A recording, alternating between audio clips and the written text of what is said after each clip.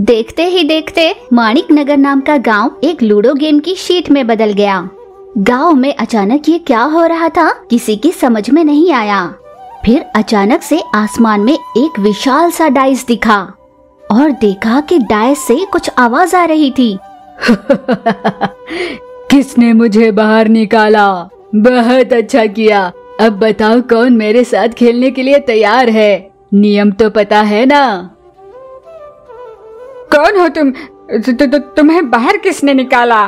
तुम्हें पता नहीं चला किसने मुझे बाहर निकाला? उसके हाथ में कांटेदार डिब्बा नहीं देखा? डाइस के ये कहते ही सभी रमेश के पास मुड़े। ये तो मेरी आंखों के सामने अचानक आसमान से आ टपका, तो मैंने बस इसे खोल कर देखा। रमेश ने हड़बड़ाते हुए कहा, आखिर तुम हमसे क्या चाहते हो? मैं तुम गांव वालों के साथ खेलना चाहता हूँ। अगर कोई मुझे हरा देगा तो मैं यहाँ से चला जाऊंगा। अगर इस गांव का कोई भी बंदा मुझे हरा नहीं पाया तो मैं एक झटके में पूरे गांव को निगल जाऊंगा। पर हमारे साथ खेलकर तुम्हें क्या मिलेगा? क्योंकि मेरी भूख तो मिटती ही नहीं है। मैं नहीं जानता कि मुझे किसने बनाया और क्यों बनाया है, पर जब तक मैं किसी इंसान को निगल नहीं जाता मेरा पेट नहीं भरता। इसके अलावा मेरे पास और कोई रास्ता नहीं। बस बहुत हो गई बातें। अब बताओ कौन आ रहा है खेलने मेरे साथ? पर किसी की भी आगे बढ़ने की हिम्मत नहीं हो रही थी। वहीं पर खड़ा शंकर बोला, खेलने के लिए मैं तैयार हूँ। जैसे ही उसकी बेटी बेबी ने ये सुना, पापा नहीं पापा आप मत जाओ, पापा आप जाओगे तो वो आपको निगल जाएगा, पापा आप मत जाओ पापा। पर बेटा अगर किसी ने पहल नहीं ली तो वो पूरे गांव को निगल जाएगा। शंकर आगे बढ़ा और खेल के लिए तैयार हो गया। बहुत बढ़िया, चलो शुरू करते हैं। फिर डाइस अपने आप गोल गोल घूमने लगा और उसने कुछ नंबर्स दिखाए। इस तरह खेल की शुरुआत हुई और अंत में दुर्भाग्यवश जादुई डाइस की ही जीत हुई। वो जोर जोर से हंसा और एक झटके में शंकर को निगल गया। पापा पापा पापा। तब रमेश ने कहा, इन सब की वजह मैं ही हूँ, इसीलिए अब मैं चला जाऊंगा। उसने हिम्मत दिखाई और खेलने के लिए आगे बढ़ा। बेचारा रमेश भी उस खेल में हार गया और अपनी जान गंवाई। इस तरह एक के बाद एक कर सभी उसके साथ खेल में हार जाते और अपनी जान गंवाने लगे। इस बार मैं खेलूंगी, पर मेरी एक शर्त होगी। बताओ तुम्हारी क्या शर्त है? मेरे पास एक डाइस है, मैं उसी डाइस से खेलूंगी। तुम चाहे जैसे भी खेल खेल लो। ठीक है, और एक और बात, अगर मैं इस खेल में जीत जाती हूँ तो जिन लोगों को तुमने निगल लिया है उन सभी को वापस कर दोगे, और जिस डिब्बे से तुम बाहर निकले थे उस डिब्बे में तुम वापस जाओगे। हाँ मैं तैयार हूँ, वैसे भी जीत मेरी ही होगी। यूँ खुशी से हंस कर कहने लगा। फिर बेबी अपना डाइस लेकर आई और उसने खेल शुरू किया। शुरुआत में तो कई बार बेबी हार रही थी, पर अचानक से कुछ ऐसा पासा पलट गया कि सारा खेल बेबी की ओर मुड़ गया और अंत में बेबी की जीत हुई, जिसे देख गांव वाले बहुत खुश हो गए।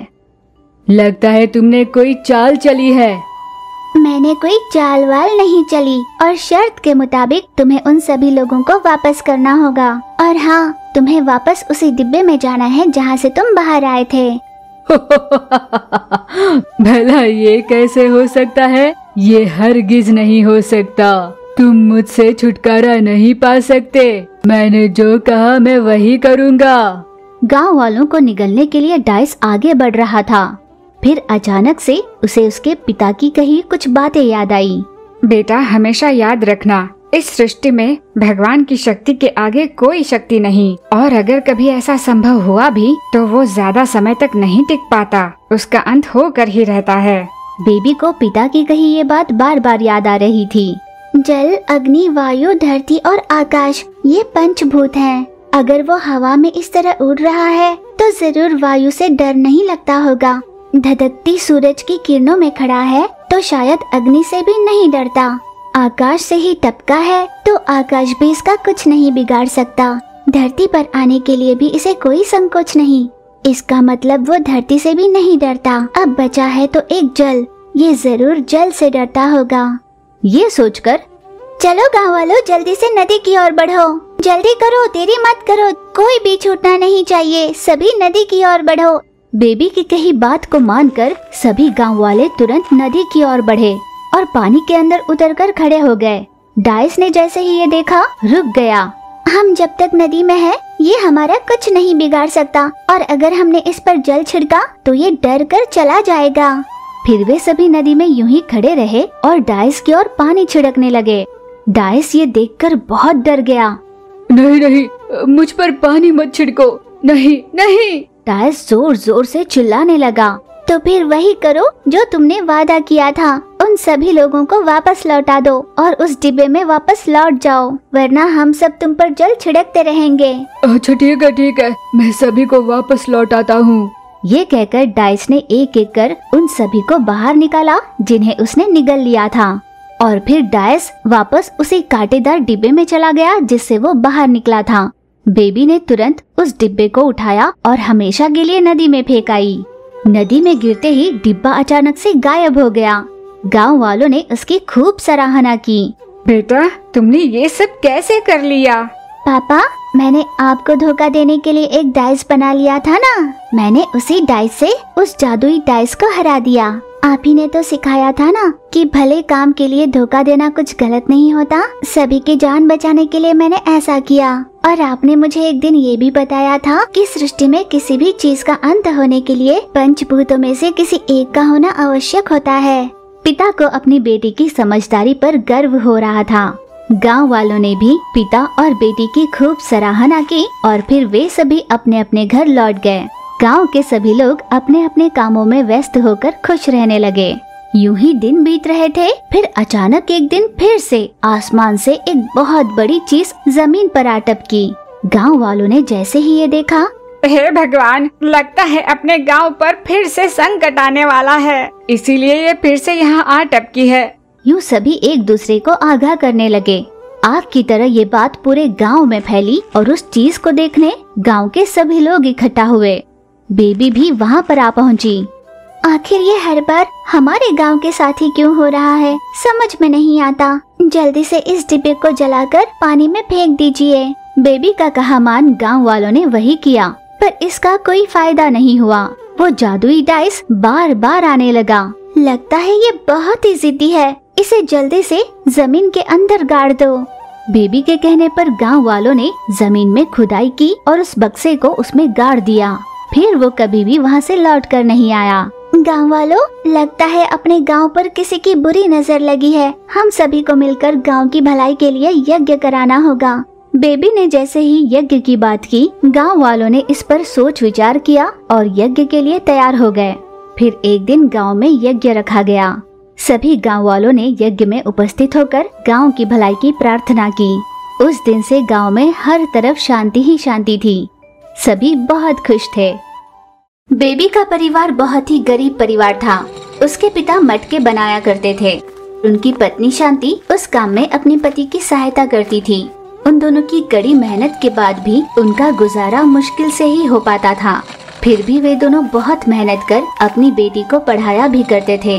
बेबी भी अपने माता पिता की सहायता करती थी। मटके बनाने में पिता की मदद करती तो घर के काम में माँ की मदद किया करती थी। एक दिन पिता की सेहत खराब हो गई थी। बाबूजी, आज आप घर पर आराम कर लेना, मैं मटके बेच कर आती हूँ। वैसे भी आज स्कूल की छुट्टी है, घर पर बेकार बैठने से तो अच्छा है मैं कोई काम ही कर लूँ। अरे बेटा नहीं, तुम क्यों तकलीफ उठाओगी? घर पर आराम से बैठो या फिर बाहर जाओ अपने दोस्तों के साथ खेल लो।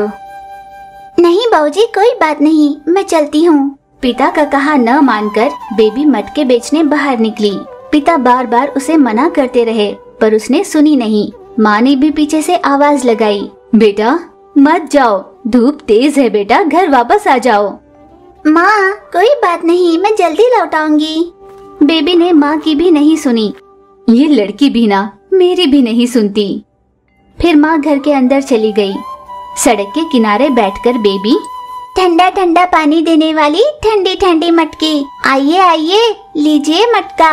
तभी वहाँ से गुजर रहे एक लड़के ने बेबी के पास रुककर कहा, अरे बेबी, आज तुम मटके बेच रही हो, तुम्हारे बाबूजी कहाँ हैं? मटके तो वो बेचते हैं ना? यूं उसे जानने वाले ने पूछा। दरअसल बाबूजी की सेहत ठीक नहीं है, इसलिए आज मटके बेचने मैं आई हूँ। ये सुन लड़का जोर से हंसने लगा। तुम भले जितनी भी मेहनत कर लो, फिर भी दशहरे में नए कपड़े खरीदने के पैसे नहीं होते ना। तुम जैसे गरीब लोगों को देख मुझे तरस आता है। वैसे अगर तुम हम जैसे पैसे वालों के पास आकर पैसे पूछ लो तो हम दे देंगे ना। अगर पैसे नहीं तो कुछ पुराने कपड़े ही दे देंगे। आपके पास पैसे जरूर होंगे, पर औरों से बात करने की समझ और संस्कार नहीं है। माना कि हमारे पास पैसे नहीं, पर भगवान की दया से हमारे पास बाकी सब कुछ है। बेबी ने गुस्से से सारे मटके समेटे और वहाँ से निकल पड़ी। जेब में फूटी कौड़ी नहीं, और तेवर तो देखो इसके। लड़का भी वहाँ से वापस लौटा। दिन भर घूमने के बाद भी बेबी केवल 2 या 3 ही मटके बेच पाई थी। बेबी थक हार कर घर वापस लौटी। तुम्हें इतनी मेहनत करने की क्या जरूरत थी? छाछ पी लो। बेबी ने छाछ पिया और पैसे देते हुए बोली, माँ ये लो पैसे, आज मैं सिर्फ 2 ही मटके बेच पाई। हाँ बेटा कोई बात नहीं, जितने मिले उतना ही सही। माँ वापस घर के अंदर चली गई। बेबी वहीं खड़े खड़े कुछ सोच रही थी कि पिछले साल दशहरे के दिन उसने कितना बड़ा हंगामा किया था। दशहरा बस कुछ ही दिनों में था। तब बेबी ने माँ से कहा, माँ दशहरे की छुट्टियाँ लगी है ना, हमारी टीचर्स हमें कहीं पिकनिक पर ले जाना चाहती हैं। हमें इस पिकनिक के लिए पूरे 1500 रुपए चाहिए और 5 दिनों में पहनने के लिए तरह तरह के कपड़े, और दशहरे के दिन त्योहार हम वहीं पर मनाएंगे। बेटा वो सब तो ठीक है, पर क्या पिकनिक पर जाना इतना जरूरी है? हाँ माँ सभी जा रहे हैं, आप कैसे करोगे मैं नहीं जानती, पर मुझे पैसे और नए कपड़े दिला दो। बेटा तुम चिंता मत करो, मैं तुम्हें पैसे और नए नए कपड़े दिला दूंगा, ठीक है ना? पिता की बातें सुन बेबी बहुत खुश हो गई। अरे वाह, मेरे बाबूजी तो बहुत अच्छे हैं। पिछले साल की ये सारी बातें याद कर बेबी को बुरा लग रहा था। पिछले साल मैंने बहुत जिद कर मेरे बाबूजी से पैसे और नए कपड़े मंगवा लिए थे। आज मुझे पता चला कि पैसे कमाना कितना मुश्किल होता है। तब मैं आगे पीछे की सोचती ही नहीं थी और पैसे खर्च करवाती थी, पर मैं आइंदा ऐसा कभी भी नहीं करूंगी, क्योंकि मैं मेहनत की कीमत समझ चुकी हूँ। बेबी ने उस बरस कोई जिद नहीं की। दिन बीते, फिर दशहरे का दिन आ ही गया। गांव में सभी मंदिर जा रहे थे। बेबी भी अपने घर के सामने रहे मंदिर चली गई। अरे रे, लगता है ये पैसे ही जोड़ रही है अब तक, यूं उसका अपमान करते हुए उस लड़के ने कहा। बेबी को तो पहले बहुत गुस्सा आ रहा था, फिर भी वो मंदिर के अंदर गई। मंदिर में सभी ने बेबी को अजीब नजरों से देखा। अरे ये क्या, भीख मांगने वाले मंदिर के अंदर कैसे घुसे? उस औरत के ऐसे कहने पर पंडित जी बोले, माई आप जो कह रही है वो बिल्कुल सही नहीं है। मंदिर में आने वाला हर भक्त भगवान की नजर में एक समान होता है, चाहे वो गरीब हो या अमीर। आप जल्दी से अपने कान पकड़ लीजिए, वरना माँ दुर्गा आपको माफ नहीं करेंगी। बेबी ने उसके पास रहे पैसे देते हुए पंडित जी से कहा, पंडित जी ये पैसे रख लीजिए। दरअसल मेरे दोस्तों ने दशहरे के दिन मैं भी उनकी तरह नए कपड़े पहनूं इसलिए मुझे दिए थे, पर मैंने नए कपड़े खरीदे नहीं, इसलिए आप इन्हें दुर्गा माँ के चरणों में रख दीजिए। मेरे जिन दोस्तों ने भी मुझे पैसे दिए थे ना, उन सभी का कल्याण हो, ऐसे भगवान के चरणों में प्रार्थना कर रख दीजिए। अच्छा बेटा, पर ये पैसे तुम हुंडी में डाल दो। ठीक है पंडित जी। बेबी ने पैसे हुंडी में डाल दिए और वो वापस घर जाने के लिए निकली। रास्ते में उसे एक बूढ़ी औरत दिखाई दी। मैं सीढ़ियाँ उतर नहीं पा रही हूँ, तुम मेरी मदद कर दोगी? हाँ जरूर। बेबी ने उनका सामान पकड़ा और सीढ़ियाँ उतरने में उनकी मदद की। बेटा क्या थोड़ी दूर चलकर तुम मेरी मदद करोगी? मुझे 2-4 घरों में जाना है, मैं ये बोझ उठाकर नहीं जा पाऊंगी। मुझे ये फल कुछ लोगों में बांटने हैं, क्या तुम मेरी सहायता करोगी? हाँ जरूर आऊंगी ना। फिर बेबी और वो बूढ़ी औरत एक धनवान के घर गए। उन धनवान के घर दुर्गा माँ की पूजा में तरह तरह के भोग चढ़ाए हुए थे और वे सभी पूजा कर रहे थे। उस बूढ़ी औरत को देख आइए आइए माँ जी, आपको देख लगता है जैसे मैंने साक्षात दुर्गा माँ को ही देखा हो। भोजन कर लीजिए। बेटा कोई बात नहीं, वो तो तुमने बुलाया था इसीलिए मैं यहाँ आई हूँ। मैं मंदिर से आपके लिए प्रसाद लेकर आई हूँ। उस औरत ने बूढ़ी औरत से प्रसाद लिया। माई, ये लड़की कौन है?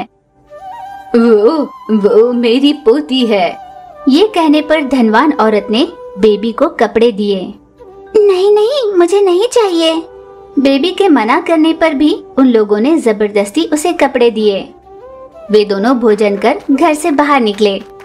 दादी माँ, आपने उनसे ये क्यों कहा कि मैं आपकी पोती हूँ? पर मैं तो आपकी कुछ नहीं लगती ना, यही सोचकर उन्होंने मुझे कपड़े दिए। बेटा कोई बात नहीं, तुम मेरी पोती जैसी ही हो ना। चलो। फिर वे दोनों एक गरीब के घर गए। गरीब परिवार अपनी यथाशक्ति अनुसार दुर्गा माँ के सामने भोग चढ़ाकर उनकी पूजा कर रहे थे। उस बूढ़ी औरत को देख बहुत अच्छा लगा कि आप यहाँ पर आई। बैठिए, ये प्रसाद लीजिए। उस औरत ने घर में बनाया प्रसाद उन दोनों को दिया। उन दोनों ने प्रसाद लिया और घर से बाहर निकले। बेबी कुछ सोच रही थी। क्या हुआ बेटा, क्या सोच रही हो? दादी माँ, दुर्गा माँ की नजरों में हम सब एक समान है ना? हाँ बेटा। तो फिर जो बहुत धनवान होते हैं वो दुर्गा माँ के सामने तरह तरह के व्यंजन भोग में लगाते हैं, उन्हें रेशमी साड़ी पहनाते हैं और उनके यहाँ पर आए कई भक्तों को भी रेशमी साड़ी देते हैं। पर अभी हम जिस घर से लौटे हैं वे तो बहुत गरीब है, तो क्या माँ दुर्गा उनके चढ़ाए भोग को स्वीकार करेंगी? हाँ, क्यों नहीं करेंगी। माँ की नजरों में सभी भक्त एक जैसे हैं। मनुष्यों में ही अमीरी गरीबी का भेद होता है, माँ के दरबार में नहीं। माँ के लिए सब एक समान है, चाहे वो राजा हो या रंक। माँ तो बस भक्तों की भक्ति से ही प्रसन्न होती है। यूँ बात करते हुए वे दोनों कई घरों में जाकर आए। फिर अंत में वे दोनों बेबी के घर आए। वहाँ पहुँचकर बेबी ने कहा, दादी माँ, ये तो मेरा घर है। आप मेरे माँ और बाबूजी को जानती हो? हाँ, क्यों नहीं, मैं तो सबको जानती हूँ। जहाँ हर कोई माँ की पूजा कर रहा है, वहाँ तुमने भला दुर्गा माँ की पूजा क्यों नहीं की? फिर वे दोनों घर के अंदर गए। बेबी के माता पिता उस औरत को यूं ही देखे जा रहे थे। उन्होंने उनसे पूछा ही नहीं कि वो कौन है, कहाँ से आई है। पूजा होने के बाद, ये रख लीजिए, मैं तुम्हें प्रसाद देना भूल गई। उस बूढ़ी औरत ने उन्हें प्रसाद दिया। दोनों ने उस प्रसाद को लिया। अच्छा, तो मैं चलती हूँ। इतना कहकर वो वहाँ से जा रही थी। दादी माँ, अपना ध्यान रखना। बेबी के माता पिता ये सोचकर हैरान हो रहे थे कि उनके घर पर कौन आया था। इतने में अचानक उस औरत का दिया हुआ प्रसाद एक सोने के मटके में बदल गया। सोने का मटका देख उन तीनों की आंखें चमक उठी। वे तीनों समझ गए साक्षात माँ दुर्गा ही आई थी। माँ, अब मेरी समझ में आ गया है। माँ दुर्गा स्वयं अपने पास आकर हमें त्योहार का महत्व समझा कर गई। भले ही हम औरों की तरह धनवान नहीं, पर हमें पूजा करने के लिए धन की नहीं, श्रद्धा की जरूरत है। देखो ना, माँ इस तरह स्वयं सभी सच्चे भक्तों के घर गई और खुद उन्हें दर्शन दिए। जो भी अपने दर पर आता है उन्हें हमें घर से वापस नहीं लौटाना चाहिए, बल्कि उनकी सहायता कर उन्हें वापस भेजना चाहिए। माँ ना जाने किस रूप में आकर हमारी परीक्षा लेती हैं। हमारा बर्ताव देखकर ही माँ हमें आशीर्वाद देती है और अपना जीवन बदल जाता है। हम भला करेंगे तो हमारे साथ माँ भला करेगी और हम बुरा करेंगे तो बुरा। बेटी की बात सुन माता पिता बोले, हाँ बेटा, सही कहा, जय माँ दुर्गा। फिर वे उस मटके में आए धन से बहुत धनवान हो गए। उन पैसों से उनका जीवन सुखी तो हो गया था, पर साथ ही साथ वे हर दिन अन्नदान भी किया करते थे। इस तरह गरीबों का पेट भर वे उनकी भूख मिटाया करते। ये देख दुर्गा माँ ने उन्हें सुखी होने का आशीर्वाद दिया।